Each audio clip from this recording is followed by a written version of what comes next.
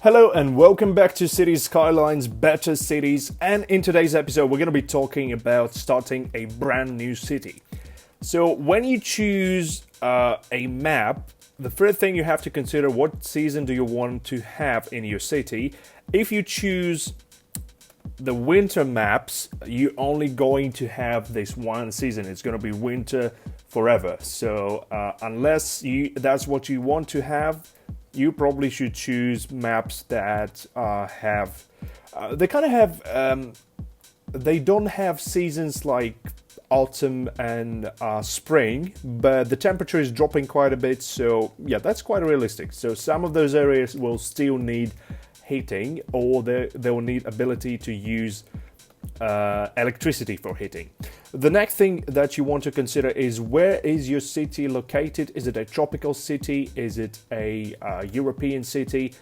And whether it's going to be a coastal city or a inland kind of city. And the next thing to consider is the outside connections. You can have highway, train, ship, and plane connection, but not all of the maps will have it, so you'll have to consider that. The other thing is, you can choose the maps that come as standard, or you can go to the Steam Workshop and look for the map that suits your city. Let's see, what do we have here? We have a map of Singapore. We have quite a few different maps. This one is a map of Cyprus. So you have to choose whatever map suits you. For now, we're gonna stick with one of the standard maps. Sunset Harbor comes with these maps. Let's take a look. I think we can...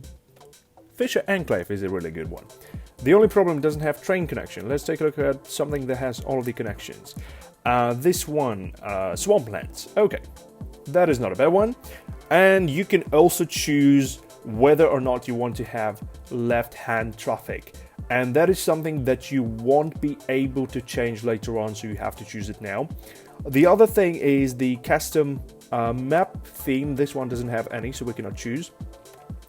Scenario is another way to play the game. It's basically like a mission. If you want to build a city long term, you just stick to a map.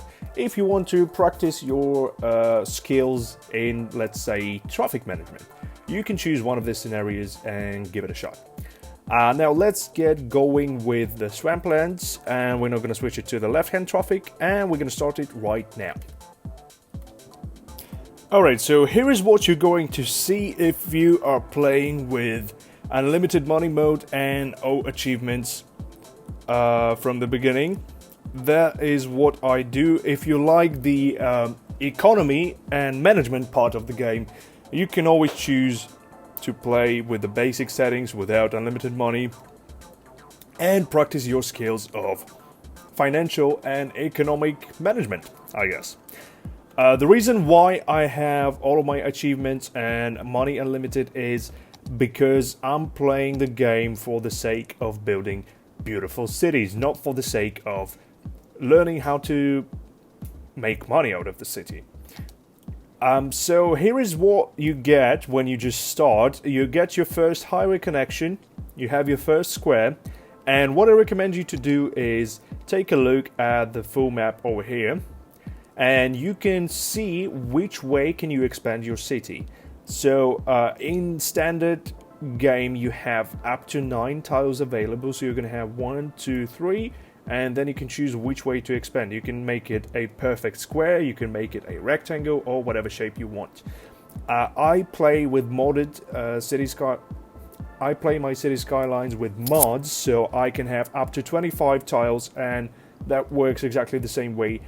I can expand either way I want. Let's zoom out. Let's say 25 tiles would be somewhere around this big, maybe a little bit bigger. And if you want to go really extreme and build a massive city, and if your computer or your laptop allows you to do that, if your resources allow you to do that, you can go for 81 tiles mode. The thing is, I'm not... You can choose to unlock all of the tiles straight away if you're playing with unlimited money on all achievements. or you can go and unlock them one by one, or you can have fun and join the 1 square city challenge and build your city within 1 square. Anyway, the first step you will need is to actually build some roads, because everything is gonna be if you play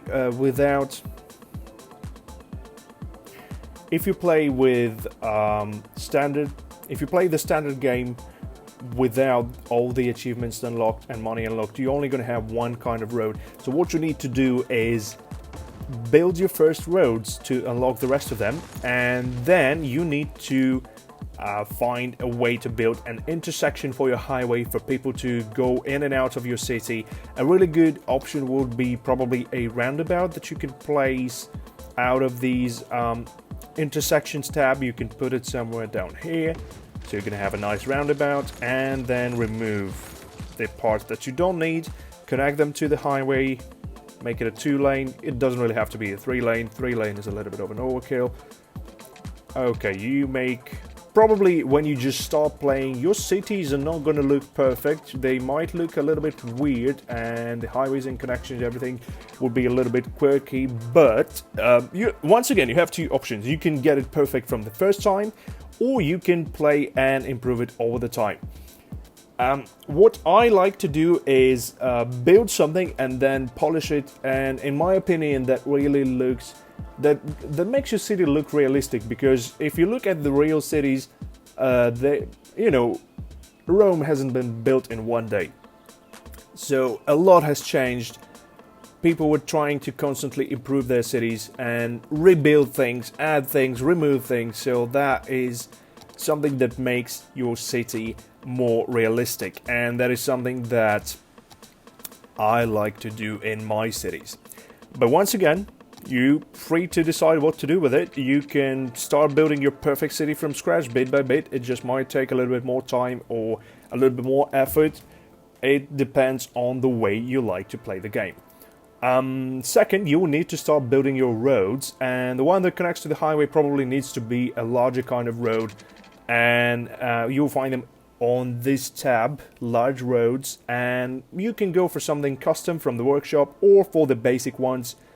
And it probably will have to be a 6-lane or something really wide, because you are going to get a lot of traffic, at least in the beginning, coming from the highway when you don't have any other connections.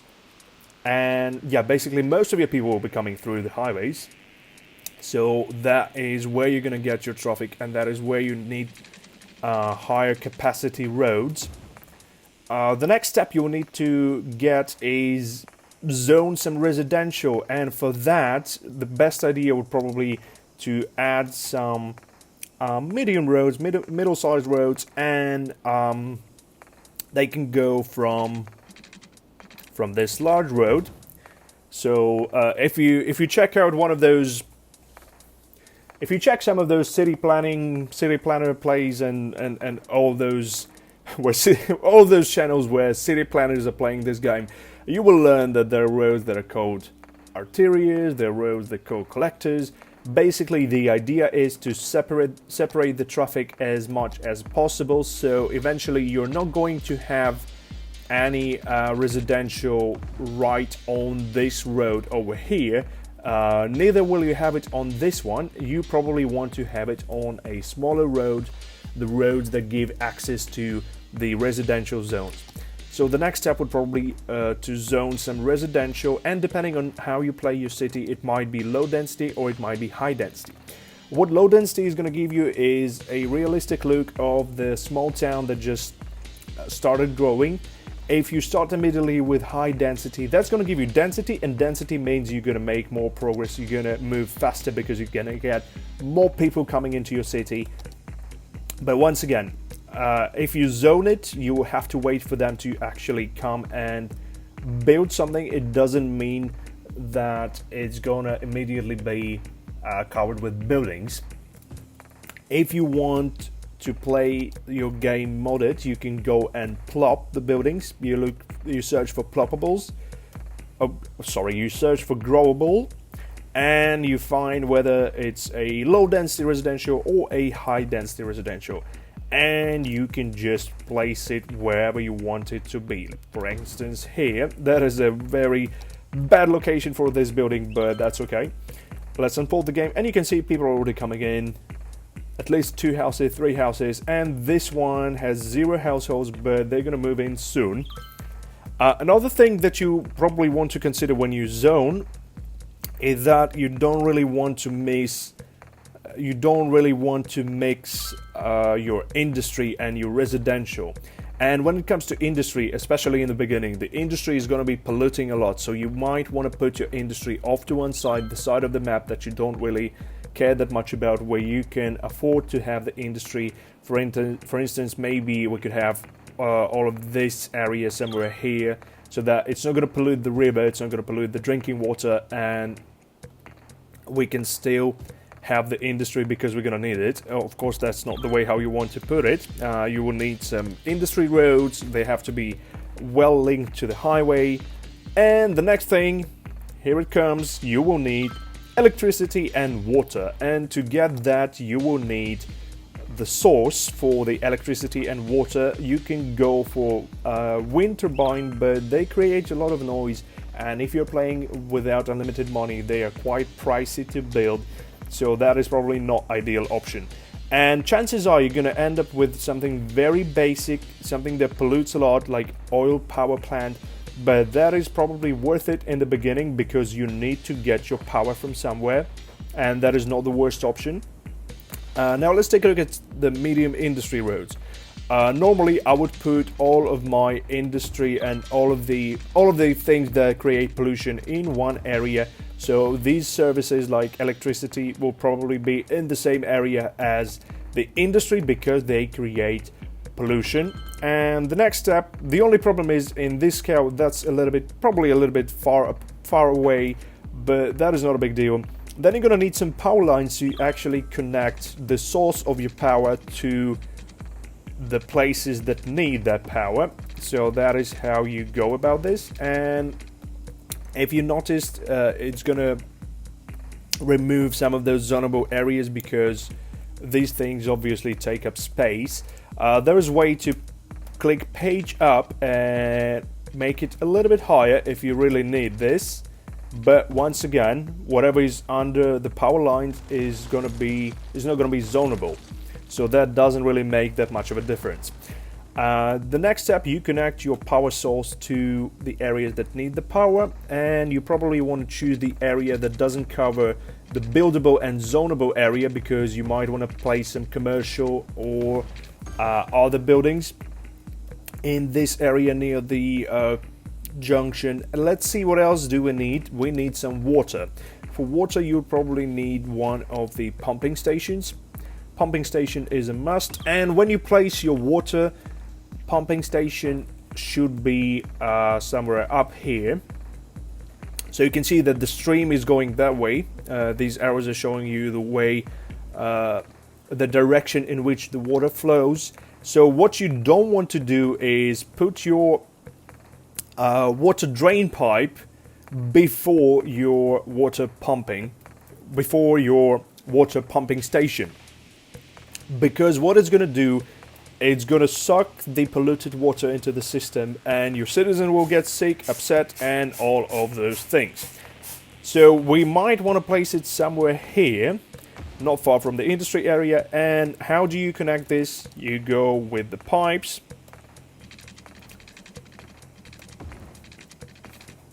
That's how you go about it. We connect these two. And then for the citizens to have the access to water, they need to have the pipes, and the pipes need to be connected to the water source. They have to be connected to the system. And normally in real life, these pipes would be under the road because it gives a quick and easy access in case you need to fix something. So if you want to go for something very realistic, that is what you can do. You just place them under the road, and well, it's obviously much easier to fix the road than build another building or remove one building just to get access to the pipes. The next thing you can use is water tower. Is a really nice thing. You can find a place to put it, might be very helpful, but once again, it needs to be connected to the system. If you don't connect it, it's not gonna be doing anything. Now, first of all, for now, let's stop the time. Okay, over here. Now let's take a look at this building. You always have an option of turning on and off these things if you feel like you have enough capacity for now, but you would still want to keep the building. You can turn it off and it's gonna be there, and once you're running out of power or water, you can turn on the extra ones. Now let's take a look at the color of the ground over here. If you noticed, it's bright green, a little bit yellowish kind of color. So what it means is that it has natural resources. It means that you can use this land to build farms. It's a fertile land, good for farming. Now, if you've noticed, some other areas might be a different shade, a different color, and that means that they either have oil or ore, and that is another kind of natural resource that you can use for your industries. So ideally, this area should be farms. We're not supposed to be building any residential here, but since we already started, just a quick reminder, so we probably might want to move the residential off to the coast, and then this area would be farms. Let's take a look at some other services. Now we are in need of police because the crime rate is high. You can find the police department down here. You can go for a smaller police station that's going to have a coverage of a smaller area, or you can build a police headquarters, and that's going to give you more coverage, but that comes at a higher price as well. And then you can always find some custom assets from the workshop, like Interpol agency. The other service that they will need is fire stations. You can always start with a smaller one, maybe place it somewhere here. And these, when the roads turn green, they indicate the area that these service buildings cover. The next one would be hospital. We can put a small clinic, maybe somewhere here. Okay. Now, once again, when it comes to these service buildings, for them to have better access, they would probably be better placed on medium-sized roads, so that they can easily access these smaller roads, and they can easily move to the wider roads and get to another area where they need to be. The other service that your citizens will need is education. Education starts from primary school and goes, or elementary school, whatever you want to call it, and goes all the way up to the university. And if you have campus DLC, you can actually build an entire university campus. As you can see here, trade school, you can build a liberal art college, and there is one more. Okay. You can also build some museums if you wish to. The next thing is public transport. Public transport, when you don't have that much traffic, you probably won't need any, but at some point you might want to start with the buses, and then you might need something more sophisticated like trains or metro. Buses are pretty simple. Once again, most of your buses will probably be going through the middle-sized roads or through the large roads. You don't really want to have them in these areas because, first of all, that is a walkable distance. Second, they're going to create a lot of traffic and it's just not going to be convenient. Now, here you have another clue of what service is missing. Sewage is backing up, which means we need a better sewage treatment. For sewage treatment, you can use quite a few things. We have the water drain pipe, we have water treatment plant that we can place, say, down. Okay, so here's the thing. All of your services will need electricity, and as you can see, these services don't have electricity. The water drain pipe didn't have any electricity, so it didn't function, and that is why we have that problem. Now it should go away pretty much soon. Let's take a look. Yeah, everything's fine now. Yeah, it shows that sewage treatment is okay. It just, yeah, it's going to take a while. And right here you can see that our oil power plant already started polluting. The trees are turning brown, and you can see a little bit of a fog over this area because the building is polluting the air and area around it. Of course it can get back to normal, but it's going to take quite a while after you remove this building or move it to another place. So place them thoughtfully. Now we have a first fire here. And now sewage is backing up. Okay. God knows what's happening. Okay, we had a fire brigade. Yeah, they just got it sorted. So the next thing, education, we got it covered. Public transport. There's another thing that I would like to talk about.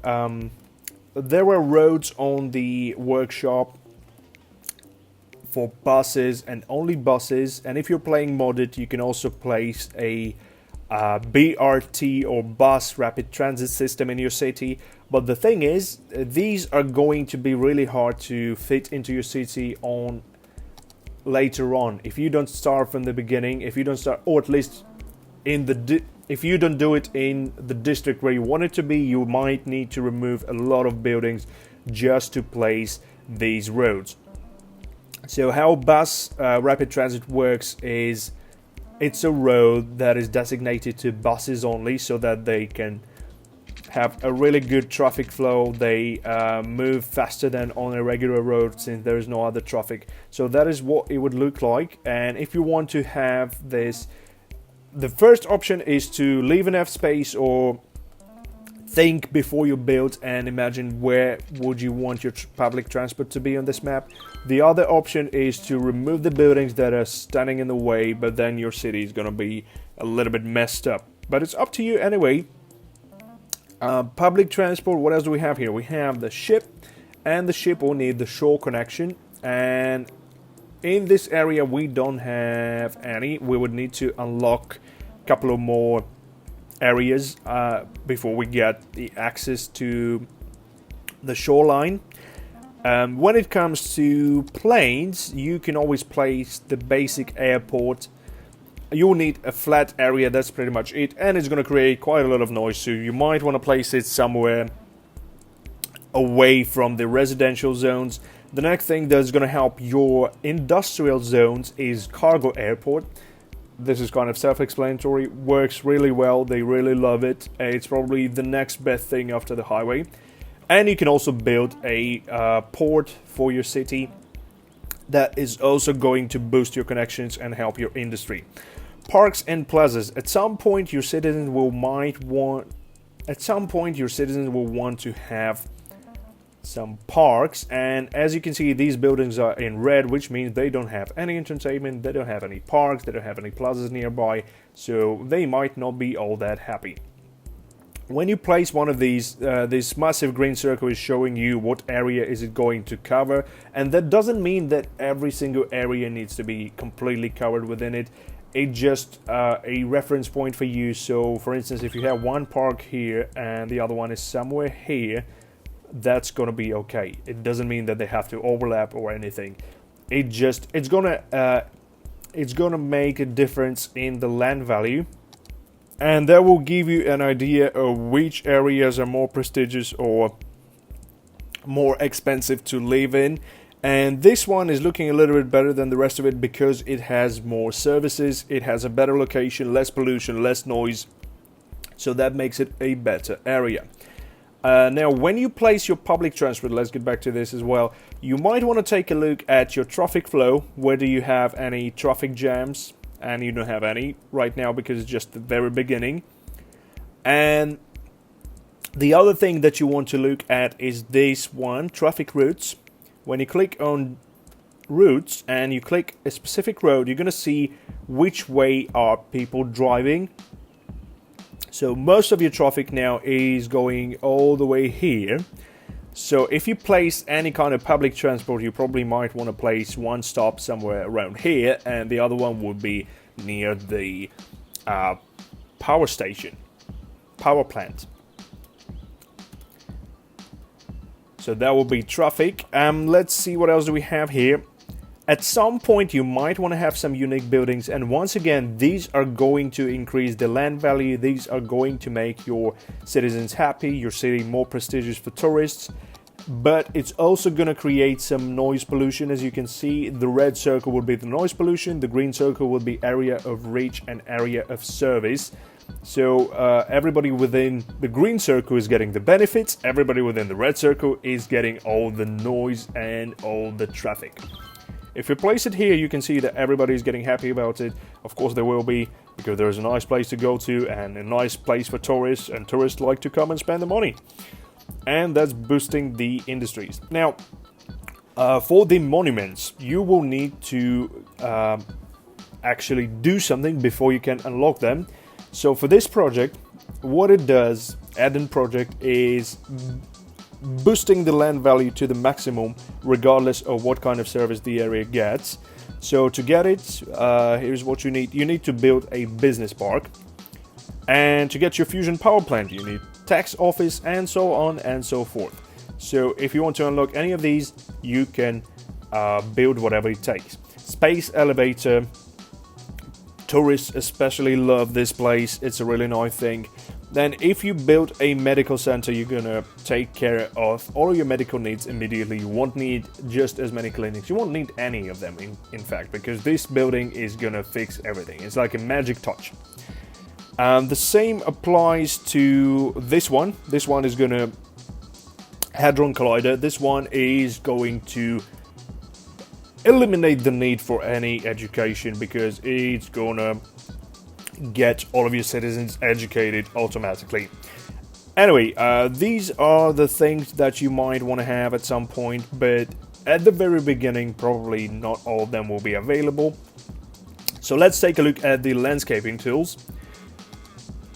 Here you can see what your landscape looks like, and if you want to have a lower or a higher kind of spot in your city, if you want to have some kind of a hill, what you can do is pick the area that you want to take a sample from, let's say this one, right click and then left click to apply, and by default it's going to be smaller. You can make it a little bit bigger, and then you can change your landscape.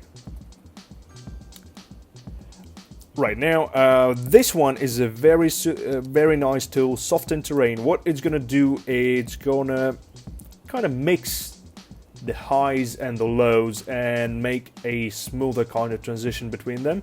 Let's take a look over here. Here you can see there is a really rough edge, and if you use this tool, it's gonna soften the terrain and make the transition more seamless and make a beautiful landscape. Slope terrain, that is something that I don't really use. Create the slopes if you need any. Sand will help you to make your beaches wherever you want them to be. So that is what it's going to look like when you're done. Now here you can find some path, and walkability is actually a very important thing for your city, and you can actually reduce the traffic by a lot if you build enough path, and especially bicycle path. Those are really nice things. People love to ride their bikes in city skylines, so it's a really good idea to give them that option. And once again, when you build your residential, you might want to consider a lot of things. For instance, here we would need to leave one of these cells for the path that could probably go all the way through the neighborhood, and that means that medical clinic wouldn't be a good fit in that area, so we might want to move it somewhere so that we can continue with the path and connect it over here. You can make an overpass for your citizens, so that they won't have to wait for the traffic light. They can just go over the road and get wherever they're going to. And then you just connect it to whatever is on the ground. Anyway, that is not how you want it to be, but you kind of get the general idea. Let's take a look at this one. Walls and fences. You might want to use them for your parks and for your certain industries. You can find a zoo fence, then there is a forestry fence, farm fence, and so on and so forth to make your industry or whatever place you have look a little bit more beautiful and a little bit more realistic. So that is how a zoo fence looks. And then here we have the forestry fence. You get the point. The next one is trees. When you place your trees, it's all up to your taste. You want to have, if you want to have some kind of beautiful landscape, you can go on and place them one by one. If you just want to fill in an area, you can go like that. It depends on what kind of area do you want to get, what kind of city do you want to get. Vegetation, that is something that I don't really use. Works exactly the same way as the trees, but obviously on the ground level. The next one would be rocks, and those are another things that work as a decoration. You can place them in your city, as many of them as you want. You can make some kind of a beach with them. You can make your mountain look a little bit more dramatic. Whatever you please. Quay, self-explanatory. You can turn this area into a beautiful waterfront park or whatever, and make it look more civilized with a quay. So what it's going to do, it's going to make it more of a straight line. It's going to have a sharper edge. Basically, you can see how that works. The next one, the flood wall, self-explanatory. If you have an area where you're really likely to get some floods, you can build one of these to protect the residential and commercial areas near the waterfront. Oh, we still don't have electricity on this one. How come? Alright. Okay, now the next problem. The next problem is garbage. So that is another service. You can use the landfill side, but once again, there are two things to keep in mind. First of all, it pollutes the area a lot. Second, once you have something in there, you have to empty it first, empty it into another facility before you can remove it. You cannot simply remove it anytime you want. And the same applies to the cemeteries. So you might as well put a crematorium and save all the trouble. Now here you can also find two buildings, Elder Care and Child Health Center. Those are some of the extra medical care buildings, just like the sauna is for some reason. And those create a better level of service for your citizens and benefit their health, so you might want to place some of these as well. Now back to this part. Canals. If you want to have them in your city, you might use some of these standard ones, or you can go to the Steam Workshop and go for something more custom, like these Dutch canals that look really nice. They're not as deep, they're very shallow and nice looking ones, so you might use them. But once again, every time you put any of these, you need to do some proper landscaping, otherwise you might have some kind of a flood, or it's just gonna look like a mess. And you can see here the water level is actually much lower than the canal is, so it's not gonna go up, and you need to figure out how to make that work. No, it might go up, but it's not going to go up as fast as you want it to, and it might flood the areas on either side. And I think the ideal way for canals is when they have like the entrance point for the water and kind of the point where it gets back to the river or the sea, depending on the location of your city. The last one is the one that you might have or might not have, is the natural disasters. It's a DLC.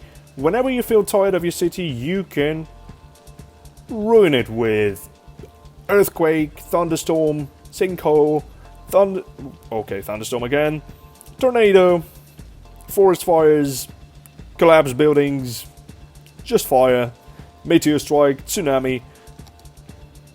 anything you please. And I did just that to my dream city that you can find in another video. I'll add a link to that as well.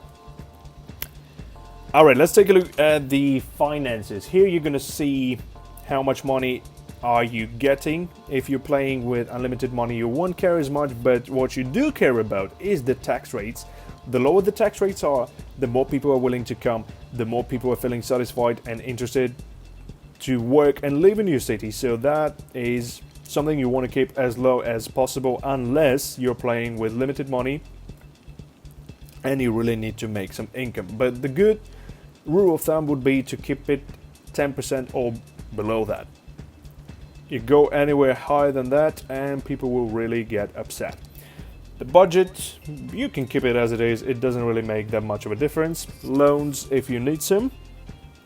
The next thing would be policies, and that includes services, taxation and city planning. All of this depends on how much money do you have to spend, or whether it's unlimited money, what kind of city do you want to get, and what kind of city plan do you have in mind. You can create districts with this tool over here. You can draw a district, and the policy is going to only apply to this district, or you can create different districts and then choose the policy for the whole city over here. Let's say high-tech housing. And if you want to apply a policy to a certain place, let's say to this district, you can add this one. And in another district you can add some other policies, and they're going to be different policies for different areas. And there is going to be one policy that applies to the whole city if you want to.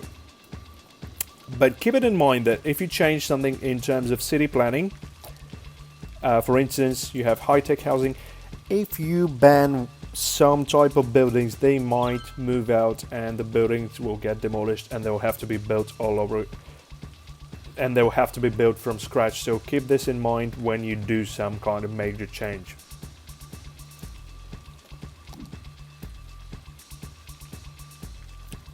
And here you can find all of your statistics, your electricity, your water, and all of the things you will need to know about your city.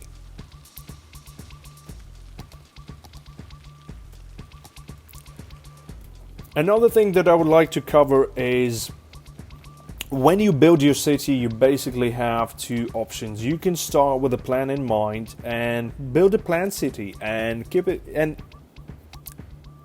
you can start with the end in mind, which is actually a good thing. I didn't do that, but that's a good thing.